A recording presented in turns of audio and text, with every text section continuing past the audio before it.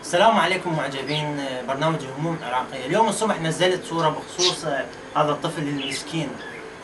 اجاني واحد دز رسالة يقول هاي الصورة مالتي ليش تنزلها؟ المهم ما علينا بالصورة، نزلت الفيديو بلا صورة. وهذا طفل من الحالات المأساوية اللي موجودة منها آلاف اللي بالعراق. والحمد لله على كل حال. مو معرفكم عباس حبيبي، شلونك عباسي؟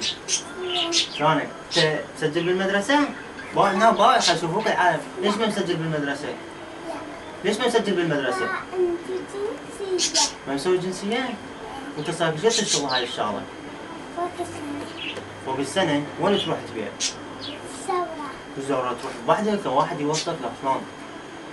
بحدي. بوحدك؟ شفت احوال قلب هاي الحالة المأساوية اللي تبكي والله على تبكي، يعني ماكو اللي يرحم هاي الاطفال، ماكو اللي يساعدهم، ماكو اللي يسأل على هالاطفال هذول المساكين. والحمد لله على كل حال.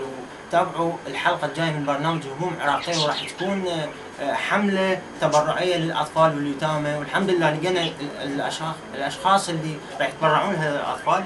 نشوفكم بخير، في امان الله.